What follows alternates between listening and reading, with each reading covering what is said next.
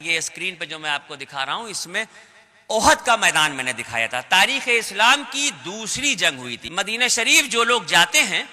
وہ جب زیارت کے لیے نکلتے ہیں، دیکھیے احد کا پہاڑ میں نے دو طرح سے آپ کو دکھایا ہے۔ ایک تو صرف میں نے پہاڑ دکھایا ہے جس جگہ پر جنگ ہوئی تھی۔ جب آپ زیارتوں کے لیے نکلتے ہیں اور ڈرائیور گاڑی والا آپ کو لے کے جاتا ہے تو وہ یہاں پہنچنے کے بعد کہتا ہے کہ یہ میدان احد ہے، یہاں پر 72 صحابہ اکرام تاریخ اسلام کی دوسری جنگ میں شہید ہوئے تھے، فاتحہ پڑھ کے چلے آئیے۔ جن کو یاد ہے وہ ہاتھ اٹھا کے پڑھ دیتے ہیں، جنہیں نہیں یاد ہے وہ رسمن ادا کرنے کے لیے ایسے کھڑے ہوتے ہیں۔ لیکن چند لمحوں کے بعد جب وہ اس جگہ سے واپس گھومتے ہیں تو مختلف قسم کی دکانیں لگی ہیں، کوئی اجوا کھجور کا ریٹ پوچھنے لگتا ہے، کوئی ٹوپی کا ریٹ پوچھتا ہے، کوئی تسبیح کا ریٹ پوچھتا ہے۔ میں کہتا ہوں دنیا پڑی ہوئی ہے خریداری کرنے کے لیے،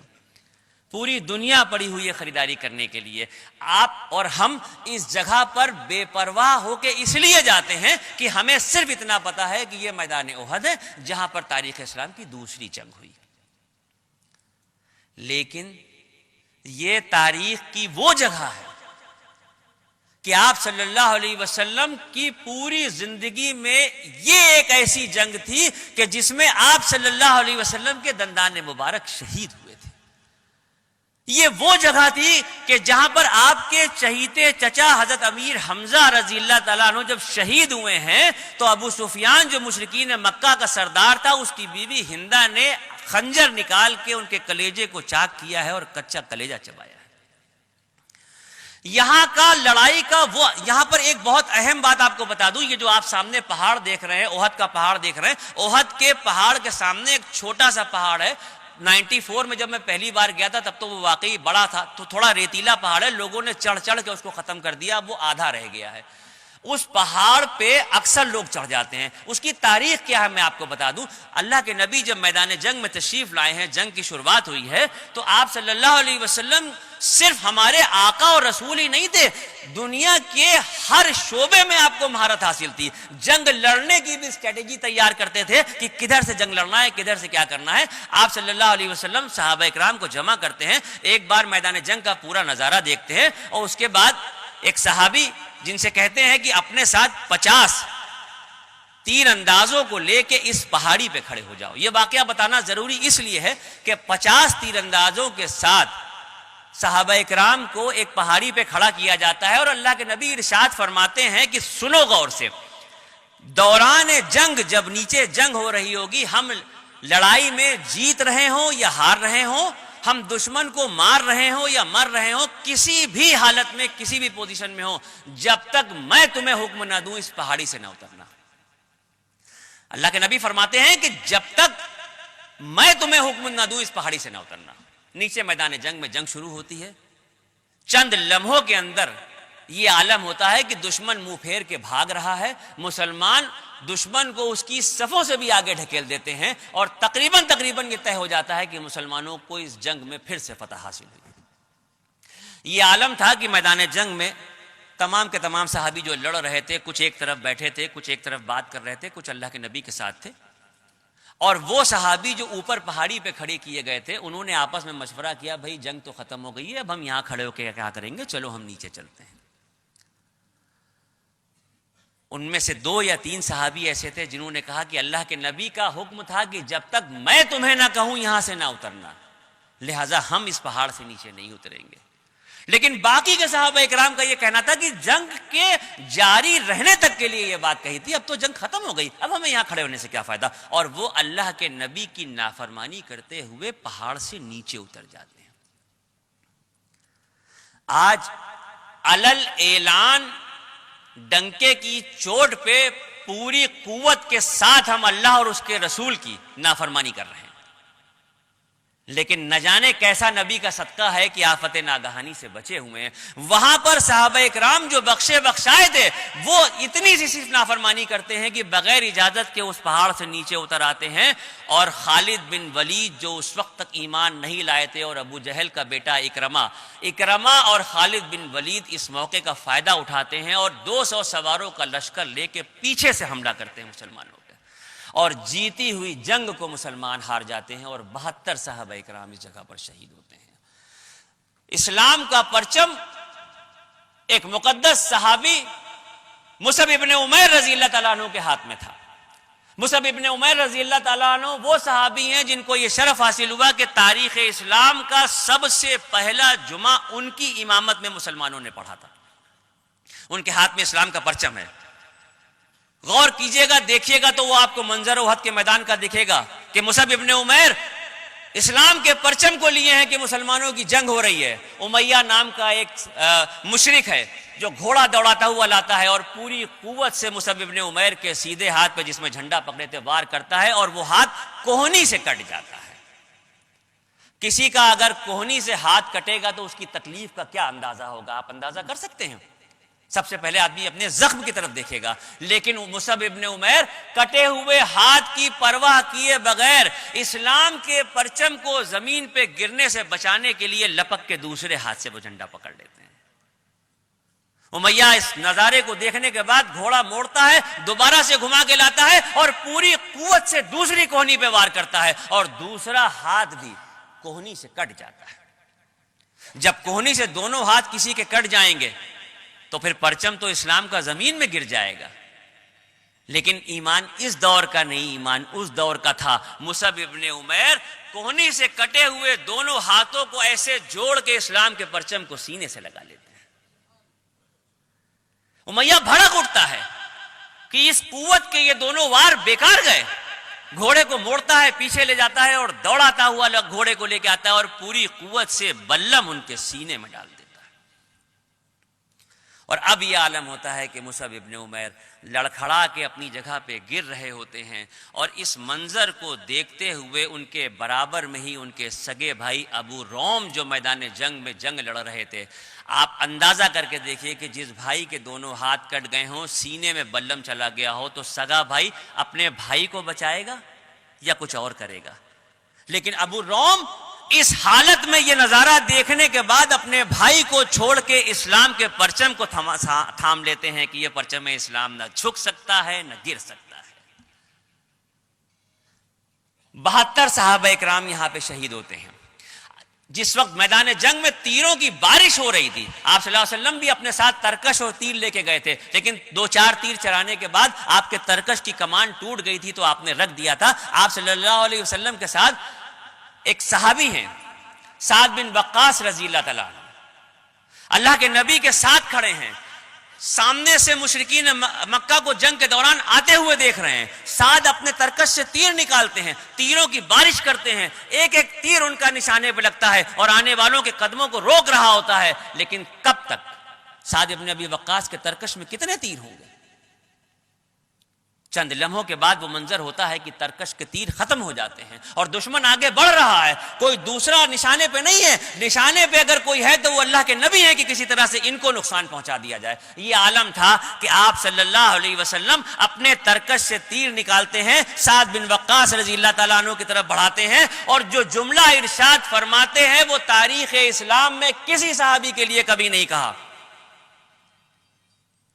آپ ارشاد فرماتے ہیں کہ سعد، میرے ماں باپ تم پہ قربان، تیر پہ تیر چلائے جاؤ۔ اے سعد، میرے ماں باپ تم پہ قربان ہے، تیر پہ تیر چلائے جاؤ، تیر پہ تیر چلائے جاؤ۔ آپ اندازہ کر سکتے ہیں کہ کیا لمحہ ہوگا، کیا موقع ہوگا۔ اور اس کے بعد دوسری طرف سے پوری قوت سے پتھر کا ایک وار ہوتا ہے جس میں آپ صلی اللہ علیہ وسلم کے دندان مبارک شہید ہوتے ہیں۔ ایک خاتون ہے، ام عمارہ ان کا نام ہے، وہ میدان جنگ میں زخمیوں کو پانی پلانے کا کام کر رہی تھی۔ انہوں نے دیکھا کہ اللہ کے نبی پہ اس طریقے کا حملہ ہو رہا ہے اور میں زخمیوں کو پانی پلا رہی ہوں، تلوار لے کے میدان جنگ میں کود گئی، اور تاریخ سے پتہ چلتا ہے کہ 40 زخم ان کی پیٹھ پہ آئے ہیں اور اس کے بعد وہ وہیں پر شہید ہو جاتی ہیں۔ ایک خاتون اللہ کے نبی کو بچانے کے لیے اس طریقے سے میدان احد میں آئی ہیں۔ اور اس کے بعد یہ جو مدینے کی سڑک ہے، سڑک سے تقریباً 28 یا 30 فٹ کی اونچائی پہ یہ وہ غار ہے کہ جب آپ صلی اللہ علیہ وسلم کے دندان مبارک شہید ہوئے ہیں اور جنگ کا ہمہمہ تھما ہے تو صحابہ کرام آپ کو اپنے ساتھ پکڑا کے اس جگہ پہ لائے تھے، اور یہاں پر کچھ دیر آپ نے آرام فرمایا تھا. یہ جگہ آج بھی ہے. جن لوگوں کو خلش ہوتی ہے، جستجو ہوتی ہے، وہ ڈرائیور سے خوشامد کر کے، کیونکہ احد کے پیچھے کی طرف کا یہ حصہ ہے، ہر آدمی جانتا نہیں، ہر آدمی پہنچ نہیں پاتا. میں چونکہ بیان کر رہا ہوں وہاں کا، لہٰذا ایمانداری کے ساتھ چاہتا ہوں کہ آپ کو ایک ایک چیز بتا دی جائے. آپ میں جوش ہوگا، جذبہ ہوگا، رسول سے عشق ہوگا تو ڈھونڈ کے یہاں پہ پہنچیں گے آپ. میدان احد کے بعد تیسری تاریخ اسلام کی جو جنگ تھی وہ جنگ خندق کے نام سے تھی. اور جنگ خندق سے پہلے مشرکین مکہ کا یہ پیغام آیا تھا کہ وہ اپنی تاریخ کا سب سے بڑا لشکر لے کے آ رہے ہیں. بدر میں 1000 آئے تھے، احد میں 10,000 آئے تھے، اور خندق میں تقریباً 22 سے 24,000 کے قریب مشرکین مکہ لڑنے کے لیے آئے تھے. جو موقع مسجد نبوی کی تعمیر کے وقت کا تھا، جو جملہ آپ نے اس وقت ارشاد فرمایا تھا، وہی جملہ آپ نے اس وقت بھی دوبارہ دہرایا کہ کسی اور کی طرف بھروسہ نہ کرو، اپنے بازوؤں پہ بھروسہ کرو، اور آؤ ہم خود مل کے اس خندق کی کھدائی کرتے ہیں. اور 20 میل لمبی 10 میٹر گہری خندق کھودی گئی اس جگہ پر جہاں پر آپ یہ نظارہ دیکھ رہے ہیں. آج اس جگہ پر اس مسجد کی تعمیر کر دی گئی ہے، کیونکہ اس زمانے میں اس خندق کو کھودنے کے لیے آپ صلی اللہ علیہ وسلم نے الگ الگ 7 ٹکڑیاں بنا دی تھیں. ایک حضرت ابو بکر کی تھی، ایک حضرت عثمان کی تھی، ایک حضرت علی کی تھی، اس طرح سے تھی. تو وہ جنگ کے بعد ان کے نام سے چھوٹی چھوٹی 7 مسجدیں وہاں پہ بنا دی گئی تھیں. مسجد سباتین کہلاتی ہیں، لیکن چونکہ بہت بوسیدہ ہو گئی تھی تو اس جگہ پہ یہ ایک بڑی سی مسجد بنا دی گئی ہے. آپ یہاں بھی جائیے گا، یہاں بھی نماز پڑھیے گا، لیکن یہاں کی ایک بات آپ کو ضرور بتا دیے جائیں، نمازوں کا فرض جس دن اللہ رب العزت کی طرف سے ہوا تھا، اس دن سے لے کے اور دنیا سے پردہ فرمانے تک آپ صلی اللہ علیہ وسلم کی کوئی نماز قضا نہیں ہوئی. لیکن چونکہ آپ کو اللہ رب العزت نے نمونہ کامل بنا کے دنیا میں بھیجا تھا، لہذا امت کی اصلاح کے لیے کوئی بھی لمحہ ایسا نہیں ہے جس کا تعلق آپ کی زندگی سے نہ ملتا ہو. آج اگر ہم قضا کر کے نماز پڑھتے ہیں تو اگر ہمیں یہ پتہ ہی نہ ہوتا کہ نماز اگر قضا ہو جائے تو کیسے پڑھیں، تو ہم کیسے نماز پڑھتے. جنگ خندق کا موقع تھا، آخری دن جنگ خندق میں لڑائی کا یہ عالم تھا کہ دشمن ہر طرف سے مسلمانوں کے اوپر حاوی ہو چکا تھا. اس طریقے سے تیر چل رہے تھے جیسے بوندیں برس رہی ہوں، اس طریقے سے تلواریں چمک رہی تھیں جیسے بجلی کون رہی ہو. اور یہ موقع تھا، اس زمانے میں جنگ کے دوران ہوتا یہ تھا کہ آگے مسلمان جنگ لڑ رہے ہوتے تھے، اور جب نماز کا وقت ہوتا تھا تو پیچھے کے مسلمان 1 رکعت کی نماز پڑھتے تھے، اور نماز پڑھنے کے بعد وہ جنگ کے دوران ہی شفل ہو جاتے تھے، پیچھے والے آگے ہو جاتے تھے، آگے والے پیچھے ہو جاتے تھے، اور نماز جنگ کے دوران بھی قضا نہیں ہوتی تھی. لیکن احد یہ خندق کے موقع پہ یہ عالم تھا آخری دن کہ ایسے شدید حملے مشرکین مکہ کی طرف سے ہو رہے تھے کہ ظہر کا وقت آیا، گزر گیا، آپ صلی اللہ علیہ وسلم ایک لمحے کے لیے اپنی جگہ سے ہٹ نہیں سکتے، صحابہ کرام جنبش نہیں کر سکتے، جنگ جاری ہے، جنگ کا ہمہمہ جاری ہے، اور پوری قوت سے جنگ لڑی جا رہی ہے. ظہر کا وقت آیا اور ختم ہو گیا، عصر کا وقت آیا اور ختم ہو گیا، اور مغرب کا وقت جب آیا، شام کا دھندلکا بڑھا، رات کی تاریکیاں چھانے لگیں اور جنگ ختم ہوئی، اپنے اپنے خیموں میں فوجیں چلی گئیں. تو آپ صلی اللہ علیہ وسلم نے حضرت بلال کو حکم دیا کہ اذان دو، اور ایک اذان اور جدا جدا اقامتوں کے ساتھ چھوٹی ہوئی نمازیں آپ صلی اللہ علیہ وسلم نے پڑھی، اور یوں امت مسلمہ کو بتا دیا کہ اگر کسی عذر معقول کی وجہ سے تمہاری نمازیں چھوٹ جائیں تو تم چھوٹی ہوئی نمازوں کو اس طرح سے پڑھ لو. جنگ خندق کے بعد جنت البقیع مدینے کا قبرستان، آپ صلی اللہ علیہ وسلم نے ارشاد فرمایا کہ قیامت کے دن جب دوبارہ سے قبروں سے سب کو اٹھایا جائے گا تو سب سے پہلے میں اپنی قبر سے نکلوں گا، ابو بکر اور عمر میرے ساتھ ہوں گے، اس کے بعد جنت البقیع کے لوگ قبروں سے نکالے جائیں گے، اور اس کے بعد مکے کا قبرستان جنت المالا سے نکالے جائیں گے. یہ جنت البقیع کا قبرستان بالکل دیکھ لیجئے روضہ رسول کے سامنے کے حصے میں ہے، جہاں سے آپ باب جبریل سے داخل ہوئے تھے یا جہاں آپ باب بقیع سے نکلے تھے اس کے سامنے یہ ہے. یہاں جائیے گا، ہاتھ اٹھائیے گا، فاتحہ پڑھ لیجئے گا، یہ جنت البقیع ہے. اب تقریباً میں نے مدینہ منورہ کی ساری زیارتیں آپ کو یہاں سے کرائیں، احتراماً بتایا کہ کہاں جانا ہے، کیسے کرنا ہے، کیا کرنا ہے. اب وقت آ رہا ہے کہ آپ مکہ شریف کا سفر کریں، لیکن مدینہ شریف سے نکلنا کسی عاشق سے پوچھیں، مدینہ شریف سے واپس آنا کسی عاشق رسول سے پوچھئے، یوں دل کی کیفیت ہوتی ہے کہ جیسے جسم سے روح نکل رہی ہو۔ نگاہ گنبد خضرا کے گرد پھرتی تھی، نگاہ گنبد خضرا کے گرد پھرتی تھی، میں دل کو تھام کے رخصت ہوا مدینے سے۔ لکھنؤ کے ایک شاعر ہیں حمید صاحب، انہوں نے بڑا پیارا ایک شعر کہا ہے کہ حمید جان نکلتی ہے آہ سینے سے، تیرے فدائی نکلتے ہیں جب مدینے سے۔ میں اس لمحے کو بہت بھاری سمجھتا ہوں جب مدینے پاک سے ہندوستان واپسی ہو رہی ہو۔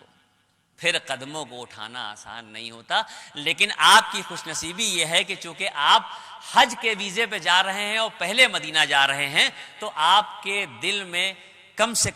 کم دل کو تسلی دینے کے لیے ایک آسرا یہ ہے کہ اگر آپ روضہ رسول سے رخصت ہو رہے ہیں، اگر آپ نبی کے شہر سے جا رہے ہیں، تو اللہ کی بارگاہ میں جا رہے ہیں۔ تو یہ ایک ایسا آسرا ہے کہ جو آپ کو حوصلہ دے گا، ہمت دے گا کہ آپ روضہ رسول پہ سلام پیش کر کے، اظہار عقیدت کا نذرانہ پیش کر کے چلتے چلتے اس بات کی دعا کیجیے گا۔ بڑی پیاری ایک دعا ہے کہ اتنا ضرور آدمی کو کہہ دینا چاہیے، جس کے اندر تڑپ ہو وہ اتنا ضرور کہہ دے کہ یا رسول اللہ، جب ہمارے گھر کوئی مہمان آتا ہے اور ہم اس کی پوری خاطر کر لیتے ہیں، اور جب وہ اپنے گھر واپس جاتا ہے تو ہم اس سے یہ ضرور کہتے ہیں کہ دیکھیے پھر آئیے گا۔ اے اللہ کے رسول آپ بھی ایک بار کہہ دیجئے کہ پھر آنا۔ اے اللہ کے رسول آپ بھی ایک بار کہہ دیجئے پھر آنا۔ اے اللہ کے رسول آپ کی مہمان نوازی میں کوئی کمی نہیں رہی ہے، ہماری عادت سی ہو گئی ہے، ہمیں پھر بلائیے گا۔ جب مدینے سے آپ چلیں گے